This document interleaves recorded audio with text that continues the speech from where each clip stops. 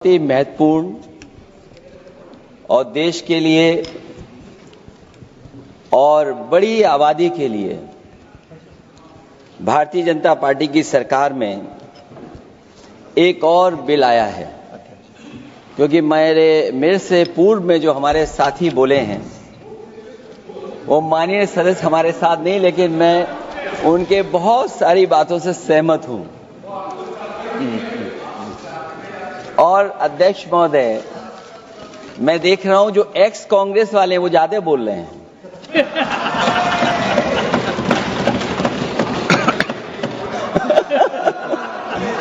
आदरणीय अध्यक्ष महोदय,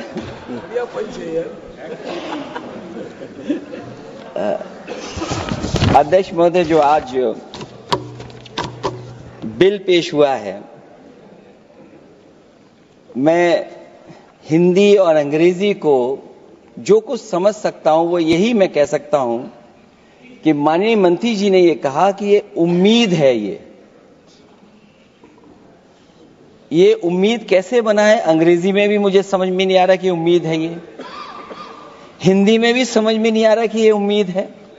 यूनिफाइड वक्फ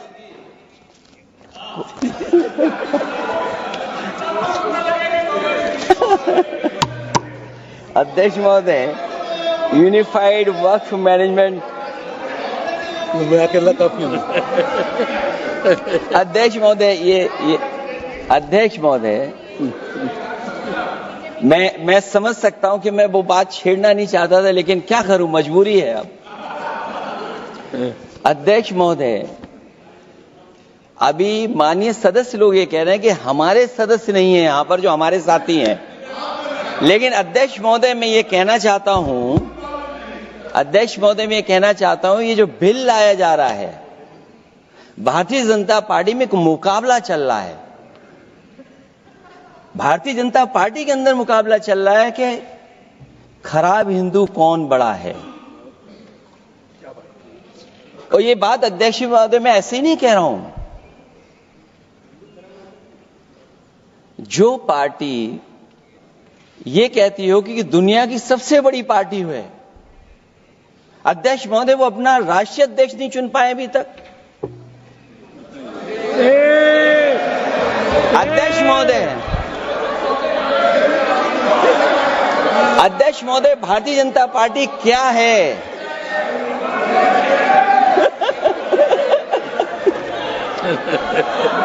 जी, मैं अखिलेश जी ने बहुत हंसते हंसते कहा है, इसको हंसते हंसते जवाब देना। इस सामने जितनी पार्टियां हैं उनका राष्ट्रीय अध्यक्ष उन 5 लोगों को ही चुनना है परिवार के। हमें माननीय अध्यक्ष जी करोड़ों सदस्यों में से 12-13 करोड़ सदस्य प्रक्रिया कर कर चुनना है तो देर लगती है। आपके यहां जरा भी देर नहीं लगेगी। मैं कह देता हूं अभी 25 साल तक आप अध्यक्ष हो जाओ, नहीं बदल सकता। अध्यक्ष महोदय, क्योंकि जो बात निकल के आई है वो मैं फिर आगे बढ़ा दूं। अध्यक्ष महोदय, जो बात सोशल मीडिया या और जगह गुपचुप हो रही है, कहीं ऐसा तो नहीं था कि अभी कुछ दिन पहले यात्रा जो हुई है वो कहीं 75 वर्ष की एक्सटेंशन वाली यात्रा तो नहीं थी। अध्यक्ष महोदय, ये जो इस बार जो वक्फ बिल आया है, नाकामी का पर्दा इस बार है वक्फ बिल। और नाकामी कोई एक आध नहीं है, मैं कई नाकामियां बता सकता हूं। अभी मैं माननीय सदस्यों को सुन रहा था, वो पुराने कई बिल उनके बारे में चर्चा कर रहे थे कि कितने प्रोग्रेसिव बिल लेकर के आए हैं। मुझे याद है मैं उत्तर प्रदेश में उस समय था और मुझे लगा कि शायद इनकी वो बात ठीक होगी। एक ये बहुत तैयारी के साथ फैसला लेकर के आए थे और फैसला ये लिया था आधी रात के आज के बाद नोट नहीं चलेंगे, नोट बंद हो जाएंगे। अध्यक्ष महोदय, उस नोटबंदी नाकामी के बारे में भी तो चर्चा हो जाए कि अभी भी न जाने कितनी जगह पर कितना रुपया निकला जा रहा है, कितना निकल करके आ रहा है। केवल नाकामी नोटबंदी की नहीं, नाकामी बेरोजगारी की भी है, नाकामी महंगाई की भी है, नाकामी किसान की आय दोगुनी नहीं कर पाए वो भी इनकी नाकामी है। मुझे याद है एक माननीय मंत्री जी पूरे देश की नदियों के बारे में बीओडी बता रहे थे, लेकिन माननीय मंत्री जी ये भूल गए कि उनके शहर में, उनके क्षेत्र की जो नदी है उसकी बीओडी क्या है। गंगा क्या साफ हो गई, यमुना क्या साफ हो गई, स्मार्ट सिटी क्या बन गई, क्या गोद लिए हुए गांव इन्होंने गोद से उतार दिए, उनकी क्या दुर्दशा है। इसलिए मैं कहना चाहता हूं, ये नाकामी का पर्दा इस बार वक्फ बिल बना है। और सबसे बड़ी बात तो यह है कि जिसके लिए फैसला होना है उसकी बात को अहमियत न देना भी नाइंसाफी है। अध्यक्ष महोदय, नाकामी केवल यहां तक नहीं है। और भारतीय जनता पार्टी क्या है, मैं केवल एक पुरानी घटना याद करता हूं। एक बार फैजाबाद अयोध्या में एक कार्यक्रम था, उसमें बड़ी तैयारी की गई थी और तैयारी के साथ कलाकार मुंबई से बुलाए गए थे। हो सकता है वो सहमति दिल्ली से ना रही हो, केवल लखनऊ की सहमति से हो रहा हो कार्यक्रम। और जब कार्यक्रम की पूरी तैयारी हो गई, भगवान श्री राम बनकर के कोई आ गया, लक्ष्मण बनकर के कोई आ गया, मां सीता भी बनकर के कोई आ गया, हनुमान जी, और भगवान हनुमान भी बनकर के कोई आ गया। लेकिन जब लखनऊ से वो हेलीकॉप्टर उड़ा और अयोध्या पहुंचा तो सब लोग थे, लेकिन उसमें हनुमान नहीं थे। अध्यक्ष महोदय, मैं भारतीय जनता पार्टी के लोगों से कहूंगा कि जानकारी करिए कि आखिरकार भगवान श्री राम थे, लक्ष्मण थे, सीता थी, लेकिन हनुमान क्यों नहीं थे? हनुमान इसलिए नहीं थे, शायद उनकी जात या धर्म कुछ और था। अध्यक्ष महोदय, ये देश मिली जुली संस्कृति से चला है। कुछ हमने सीखा, कुछ उन्होंने सिखाया। और जो लोग ये कहते हैं कि हम सबको बराबरी का हक देते हैं, अभी कुछ दिन पहले ईद निकली है। अध्यक्ष महोदय, वो परंपरा रही है, न केवल मैं जाता हूं बल्कि कोई दल का नेता ऐसा नहीं न जाता हो उस कार्यक्रम में शामिल होने। भारतीय जनता पार्टी के जो मुख्यमंत्री, उप मुख्यमंत्री, वो भी जाते हैं, उप मुख्यमंत्री, सभी धर्मों के नेता आते हैं। लेकिन पता नहीं इस बार क्या साजिश थी, षड्यंत्र था कि वहां पर कुछ पाबंदी लगी हुई थी। अगर किसी कारण पाबंदी लगी हुई थी तो बात समझ में आती है, लेकिन जब जानकारी हुई है, किसी को नहीं पता था कि पाबंदी क्यों लगी है कि आप नहीं जा सकते वहां पर कार्यक्रम में शामिल होने। क्या यही भारत है, यही संविधान हमें रास्ता दिखाता है? अध्यक्ष महोदय, मंत्री जी बताएं हमें, वो खुद भी माइनॉरिटी हैं, भगवान बुद्ध के रास्ते पे चलते हैं। भगवान बुद्ध का रास्ता दूसरा है। हम आपको अपना मानते हैं तब भी जब आप हमारे बहुत सारे ग्रंथों को नहीं मानते, तब भी हम आपको अपना मानते हैं। आप हमारे पुराणों को नहीं मानते हैं, आप हमारे उपनिषदों को नहीं मानते हैं, लेकिन सोचिए, हम हिंदू वो लोग हैं जो आपको स्वीकार करते हो, गले लगा करके चलते हैं। अब मैं दूसरे धर्म पे नहीं जाऊंगा, कोई नाराज हो सकता है। मैं दूसरे धर्म के बारे में नहीं जा सकता, मैं केवल यही बताता हूं। और मैं उत्तर प्रदेश में, अध्यक्ष जी, जहां से आता हूं, मैं अपमान नहीं कर रहा हूं, मैं सच बोल रहा हूं।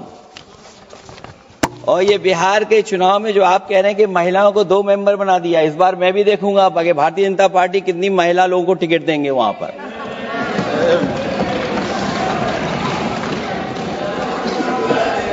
अध्यक्ष महोदय, भाजपा जब भी कोई नया बिल लाती है तो वो अपनी नाकामी छुपाती है।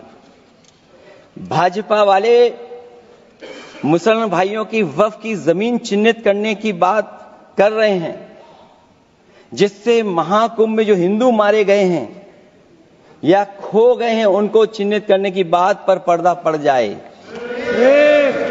अध्यक्ष महोदय, मुझे खुशी इस बात की कि हमारा धर्म हमारा धर्म, अध्यक्ष महोदय, नहीं, कुछ कहना चाहते हैं। नहीं, प्लीज, उनको अलाउ नहीं किया। अध्यक्ष महोदय, कुंभ में आस्था सबकी है, कोई ऐसा नहीं जिसकी आस्था ना हो। और कुंभ कोई पहली बार नहीं हो रहा था। ये भारतीय जनता पार्टी के लोगों ने ऐसा प्रचार किया कि 144 वर्षों के बाद पहली बार महाकुंभ होने जा रहा है, और लोग निकल पड़े। सरकार ने कहा कि हमारी तैयारी 100 करोड़ की है।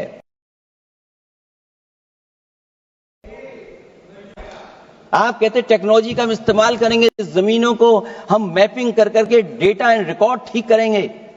अध्यक्ष महोदय, ये बताएं कि वो 30 लोग कौन थे, उनके नाम क्या थे जिनकी जान चली गई, न केवल जान जाने वालों की, बल्कि अध्यक्ष महोदय ये सरकार बताए कि जो लगभग 1000 हिंदू खो गए हैं, जो अभी तक नहीं मिले, जो अभी तक नहीं खोज पाए हैं, वो 1000 हिंदू की सूची कहां है? और फिर धर्म कारोबार की बात है, जो ये लोग गोली। अध्यक्ष महोदय, मैं कार सेवक वाली बात इसलिए नहीं छेड़ना चाहता हूं।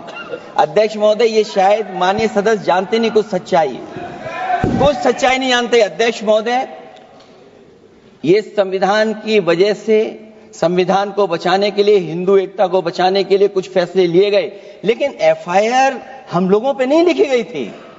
एफआईआर उन पे लिखी गई थी जो बेचारे तैयार हो गए थे सुबह, लेकिन पता नहीं कहां से फोन आया था, कहा था कि अब तैयार तो हो गए हो, लेकिन आप शिलान्यास में नहीं आ सकते। बहुत सही। इसलिए बात को इधर से उधर नहीं में ले जाना चाहता। अखिलेश जी, जरा वक्त पे भी आ जाओ। वक्त पे आ रहा हूं। नहीं, वक्त पे अध्यक्ष इसलिए आ रहा हूं क्योंकि वक्त समझने के लिए भारतीय जनता पार्टी की सोच क्या है। और ये अध्यक्ष महोदय जब ये कह रहे हैं कि इससे कारोबार होगा,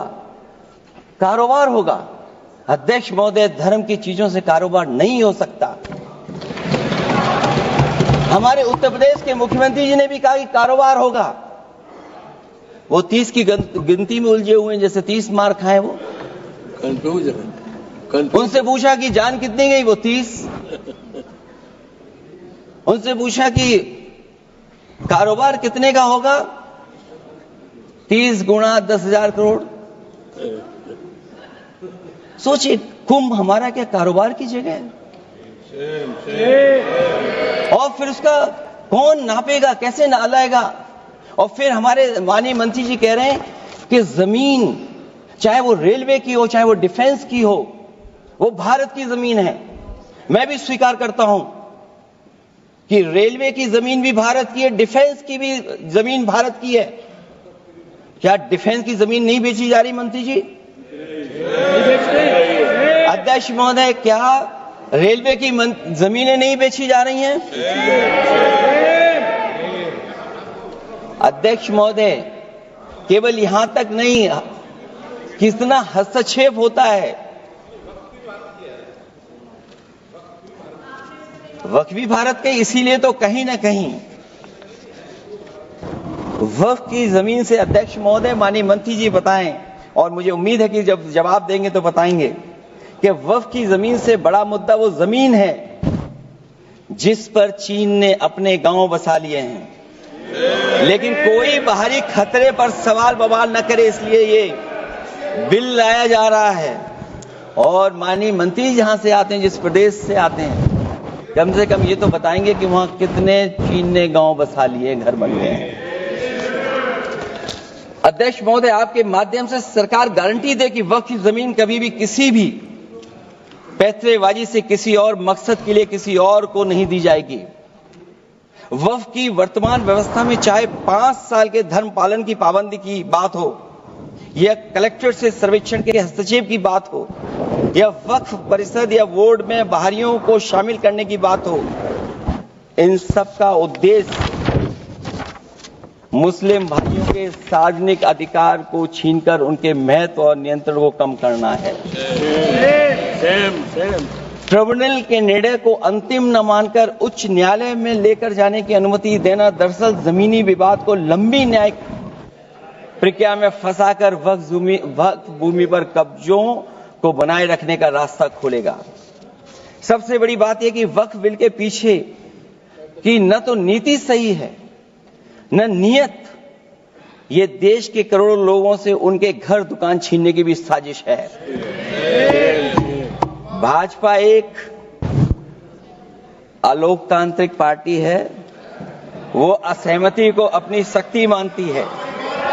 जब देश के अधिकांश राजनीतिक दल वक्फ बिल के खिलाफ हैं, तो उसे लाने की जरूरत क्या है जो जिद क्यों कर रहे हैं सरकार।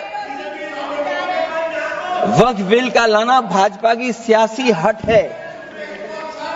वक्फ बिल भाजपा की सांप्रदायिक राजनीति का नया रूप है।